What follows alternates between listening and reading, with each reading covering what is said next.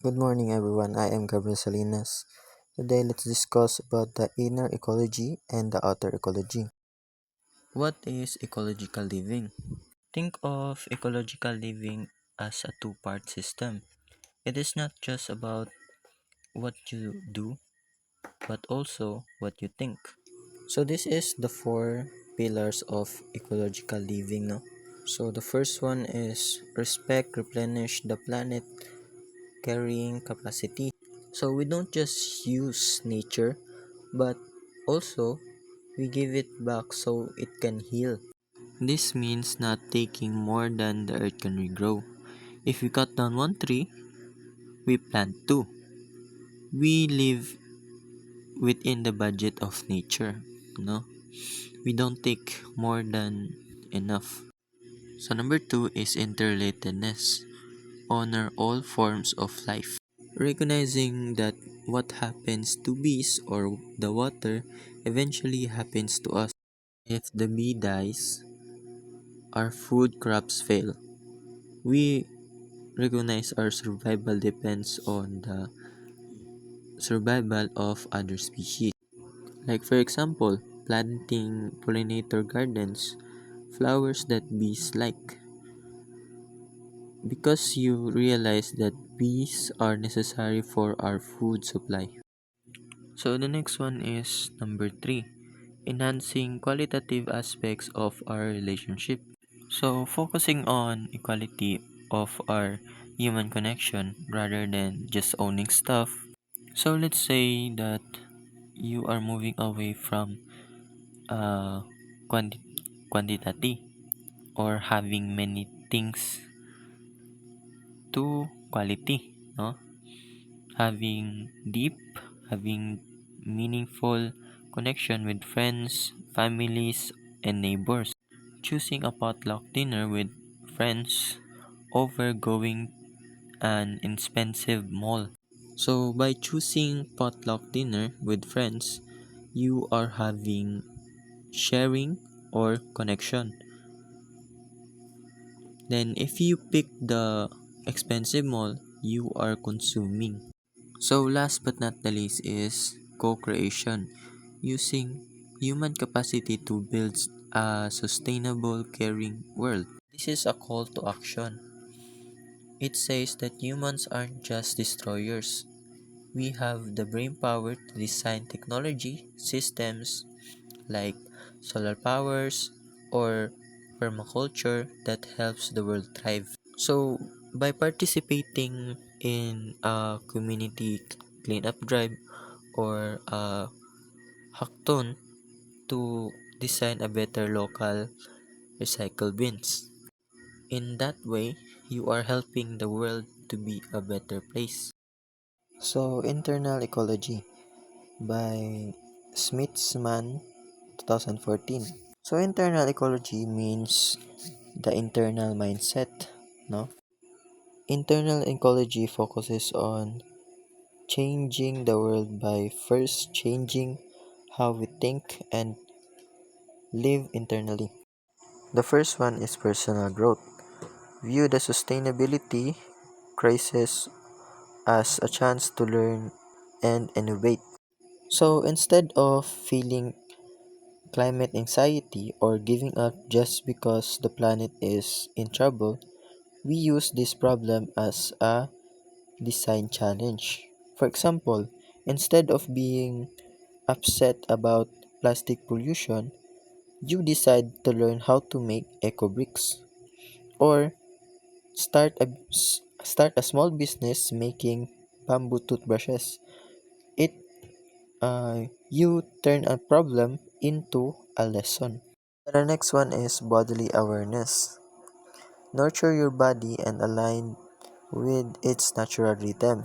So you cannot care for the earth if you don't care for your own biological nature. This means listening to what your body needs to stay healthy. Example, sleeping when it gets dark and walking with the sun. So this is called circadian rhythm. Instead of staying up until 3 a.m. on your phone, it also means eating seasonal fruits instead of processed junk food. So the next one is energy management. Recycle your own energy and compost personal waste rather than dumping it into others. So this is about emotional intelligence, recycling energy. So this means resting when tired, composting waste. So means processing your bad moods so you don't take your stress out on others. So let's say for example that you are angry after a bad day. Instead of snapping at your family, you go for a run or meditate. So when you snap at your family, that is dumping waste. So if you go for a run, you are composting. So you run or meditate to turn negative energy into a calm mindset. So the fourth one is global citizenship. Act as a catalyst for change and an agent of sustainability. So realizing that you are a citizen of the earth, not just one person. You don't wait for a leader to tell you what to do. You start the movement yourself. So let's say for example, you start a new rule in your classroom. No plastic Friday. You become the catalyst or the spark that makes others want to change too. You influence others to do things that are good for the environment. So last but not the least is future focus, protect the rights and well-beings of future generations. So this is a long-term thinking. Every decision you make today should be fair to people that who aren't born yet. For example, choosing to invest in high quality metal water bottle that will last for 10 years rather than using 3,000 plastic bottles that will still be settling in a landfill when your generation is born. Let's proceed to outer ecology. So this is where the action plan. These are the physical steps you take in the world. So number one is educate ourselves about the resource that we, our family, and our organization utilize to fulfill and sustain our needs. So understanding exactly where your daily necessities come from, like water, energy, food, and the impact of their extraction. So let's say for example, you might realize that 60% of your waste is single-use plastic from packaging and convenience snacks. No? So then you research the life cycle of that plastic, how it's made. Let's say for example, it's made from petroleum. The energy used to ship it into your store, and the fact that it will take 450 years to decompose in landfills. This knowledge changed your desire to buy those specific brands, leading you to look for plastic-free alternatives. So number two, reduce, reuse, repurpose, and recycle. So by prioritizing waste reduction by consuming less, eh, then finding new ways to use that item before finally breaking them down into raw materials. For example, reducing and buying in bulk to in bulk plastic, then reusing the glass jars for food storages, then repurposing the old ladder into a bookshelf, then recycling aluminum cans to so they can be melted down into a new product. Number three is be aware of real prices of goods services that we use. Cheap products often have hidden costs. Say for example, the cost of child labor, animal cruelty, or degradation of ecosystem. So recognizing that cheap items often hide ethical or environmental costs not reflected reflected in the sticker price. So let's say for example you see a trendy t-shirt for only 250 pesos.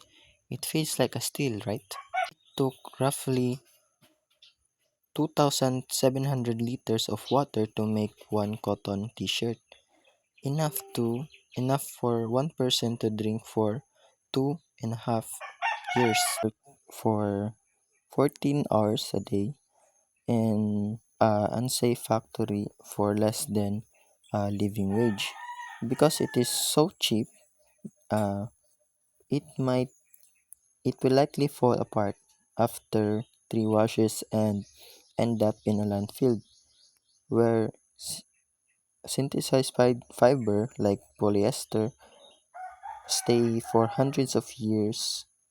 So when we buy that 250 t-shirt, we aren't just actually saving money, but we just shifted the cost onto the dying river or an exploit worker.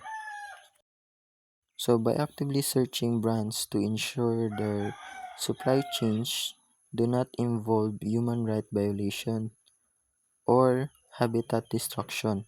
So for example, checking if your chocolate brand is certified fair trade to ensure no child labor has used in harvesting cocoa beans.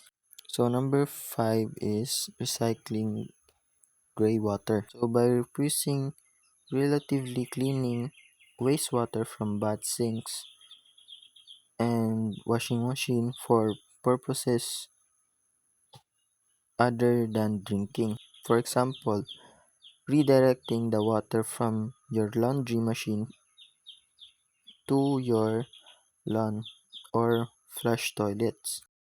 So number six is collecting and use rainwater. So by capturing and storing rain that falls on your property to reduce reliance on municipal water system.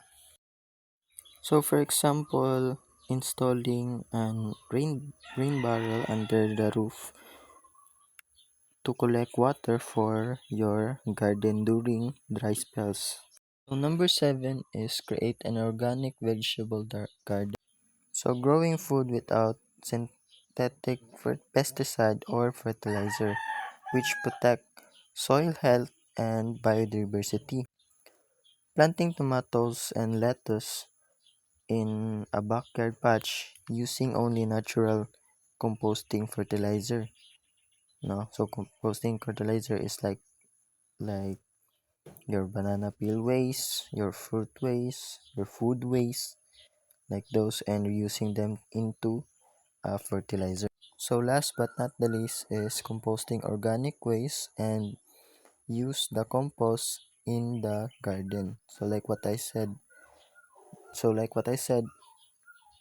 your waste, instead of throwing it away, you recycle it and turn it into a fertilizer. No. So number nine, create a garden with a balance of endemic religious plants to support local wildlife, animals, insect, trees, and plants alternative to increase garden space. So, planting native species to provide food and habitat for local birds, bees, and beneficial insects. For example, replacing a patch of grass with indigenous wildflowers to attract local pollinators like bees, butterflies, and many more. So now let's move on to number 10. Create a roof garden or green roof has a natural air conditioning. So by covering a roof with vegetation to provide insulation, reduce urban heat, and manage stormwater. So, for example, by planting succulent or grass on top of a shed or a garage to keep the structure cool naturally and create extra garden space. So, number 11 is buy organic and local products as much as possible.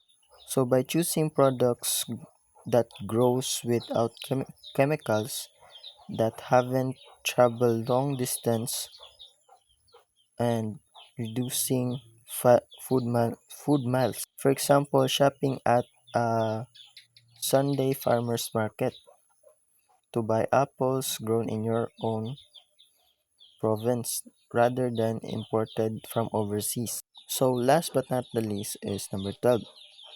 Support local businesses and organizations that care for our planet.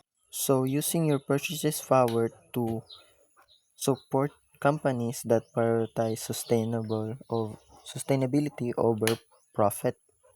So for example, like a local dry cleaner that use non-toxic solvents, or a bank that refuses to fund fuel fossils project. So that is all for my part of this topic, no? So thank you everyone for listening, and goodbye.